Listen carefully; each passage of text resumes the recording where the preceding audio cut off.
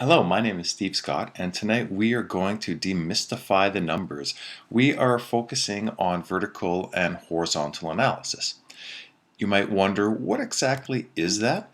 Horizontal and vertical analysis. If we think about how we want to compare our companies, there's three things we want to look at. First of all, is how are we doing within our own company? So, for example, if we compare this year versus last year, how does it shape up? The second one could be if we take a look at our competitors, how are we doing compared to them? And then the last one would be if we're looking at something like industry averages, how do we measure up against those accepted norms? So the first one we can look at is this thing called horizontal analysis. Now, in general, we're going to use two ways of doing this. The first one would be comparing ourselves against the base period amount. So that's if we had a static year. So if we're looking at a year that was a benchmark year, or for whatever reason had something that we always want to measure back against it, that's when we'd use a static year. Or what we could do is take a look at the changes for each period, talking about these as percentages, so we can say sales were up, sales were down, and then by how much. If we're looking at the horizontal percentage of a base period, that's where we can then take a look at the way that we calculate this, is by taking the analysis period, so the time period that we're looking at, and comparing it back against the base period. So this is really helpful if we're comparing against the benchmark year. Now, so we'll take this, we'll say the horizontal percentage, it's the analysis period divided by the base period. So these numbers in general will be positive. Something weird has to have happened for them not to be positive. 100% just means that we held the line against some base period. Now, if we're looking at these for changing for each period, that's where we could see, okay, how much was the percentage change year over year? So what we're doing is just taking the difference between 2 years and then comparing it against the base period. This one generally will keep sliding forward, so the base period will keep increasing on an annual basis. Okay, so that's if we're looking at it horizontally. So that's comparing one period versus the next. What if we want to see how efficiently we're operating, though? That's a little bit different. So what we do for that would be something called a vertical analysis. What this means is if we think about every dollar that we earn, how much of it gets spent on things like expenses. So that's where we'd take a look at this analysis amount. So what this means is comparing one line on the financial statement against some base amount. So if we're doing an income statement analysis, we'd take it as a percentage of net revenue. So how much of our revenue did we spend on some expense or on some other expense? So we'd go through and do that type of detail around it. If we're looking at a balance sheet or statement of financial position, we'd measure it back against total assets. And what this helps us do is figure out where's the efficiencies and are there any anomalies. Now, this is fine. Let's actually talk about what that would look like. So let's take a comparison of a financial statement. So this is from a publicly traded company, and it shows, on here we have our revenues, and then we have our expenses, and then it gives us our operating income. So what we want to be able to do is, one, be able to compare ourselves back against, say, 2013. So this is 2015, 14, 13. We'll compare this against 2013. We can then do the annual change horizontally to figure out how much did our sales increase and decrease by on a dollar value and a percentage value.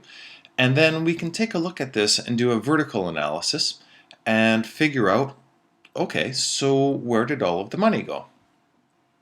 Okay, working with the numbers that are on those financial statements, I've now put these into Excel, and doing these in Excel, it really is a super easy way to do this. So if we take a look at this, and by the way, if you're afraid of numbers, don't panic. Think about it like this, as I'm just going to tell you what happened in 2015, 2014, 2013.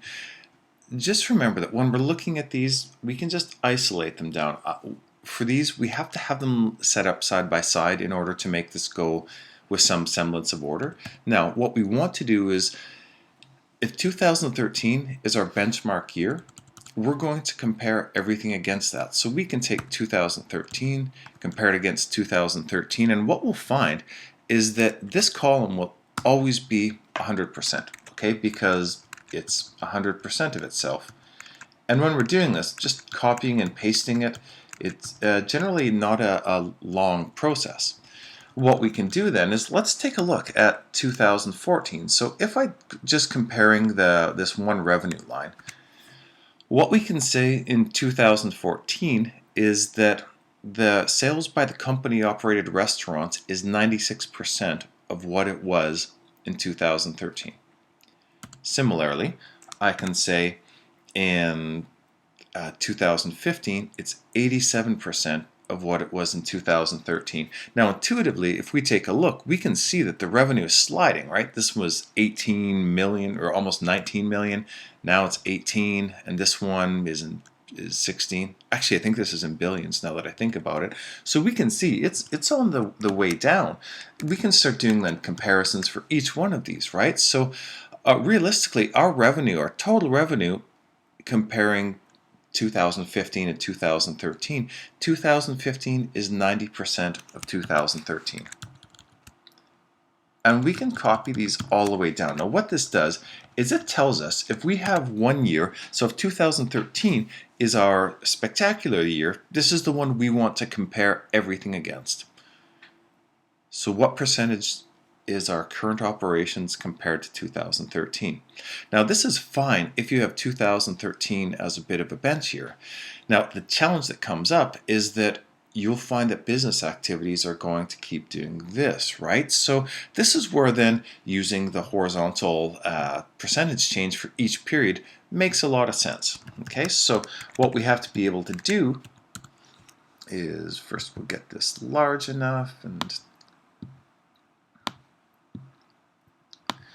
now we're going to be comparing everything versus the year previous. So what we say is the horizontal percentage for each period is our analysis period. So whatever period we're looking at, comparing it to the period beforehand. Don't get confused about the word base period getting used excessively. It just means whatever our current year is minus 1. So we can't do 2013. In order to do 2013, we'd have to know how much was 2012. So we're going to get rid of this. What we will do though is say, okay, so for 2014, our revenue is 18,169,300 minus 2013, so 1864. If we were to do it just like this in dollars, so our revenue has dropped by $704. Now, when we're doing this, we can either talk about this in dollars, that's one way, or we can do it as percentages. Where it becomes challenging is if you're looking at a really large company, doing it in dollars might not make sense because at some point you just can't wrap your head around it. So what we'll do is we'll compare this and take it as a percentage then. And we'll take that and turn it into a percent. So what we can see then is our sales for 2014 dropped by 3.7%. Now, in the last example we had, the numbers didn't go negative. They were generally positive, unless there's a mix-up with a negative one, like there's the one operating expenses that's negative inside here.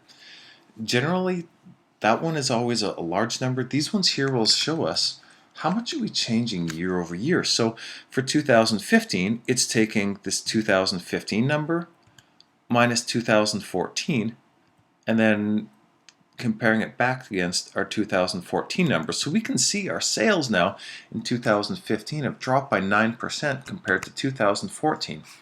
And again, if we're doing this in Excel, we can super quickly copy this one down, right? So we can see for our franchise restaurants, you know what? They actually increased in 2014 by 0.4%, but then went down in 2015.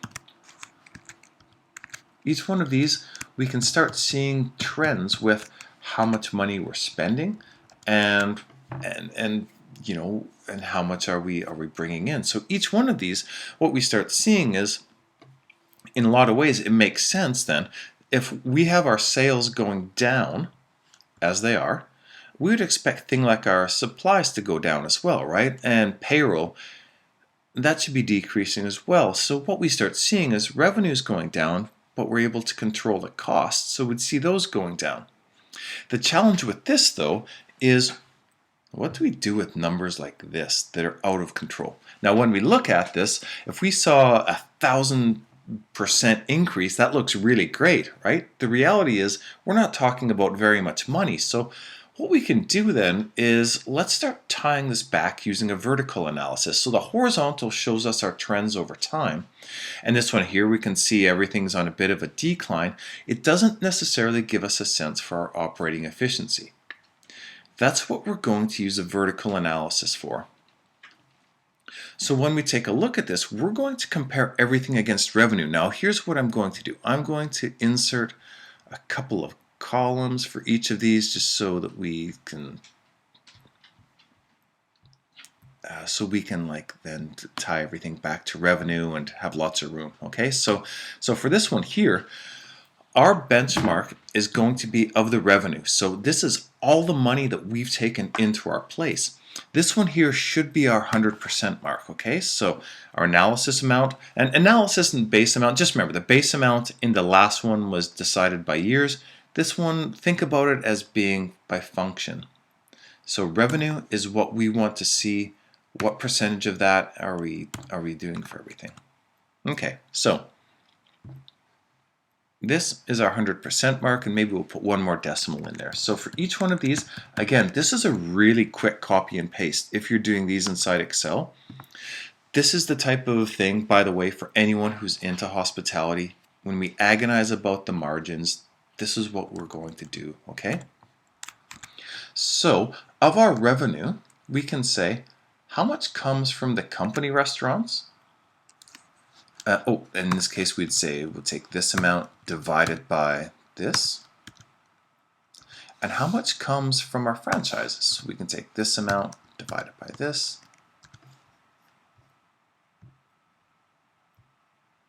So our split between franchise restaurants and company-owned restaurants, it's about 64 to 35. I'll take away the border for this, and we won't bold it. Okay, so now the question comes is, if we have these amounts, so we can see how our revenue split, and let's see if there's any changes on a year-to-year basis. Okay, so if we were to compare then this with 2014 and 2013, the split's about the same. There's a couple percentages different inside there, but in general it's the same. Let's take a look at our expenses. So where does all of our money go? And this is where we can then start to do a comparison, then looking at all of our operating expenses around. So for example, if we're taking a look at food and paper, in 2015 we spent 21.8% of our revenue on paper. In 2014, we spent 22.3%, and in 2013, we spent 22.6%. So if we take a look through here, this company looks like it's pretty stable in terms of consistency. So what we're seeing is, even though our revenue is going down, all the other purchases are going down as well. So these ones are declining approximately in the same order. So 6.5 for 1 year, 6.2. And just remember, if we're looking again at something like a restaurant, every percent counts. Okay, so how about our profitability then? So if we're looking at this, this is where we can see in 2013, 68.8% of our revenue was used on expenses, leaving 31.2% as our profit.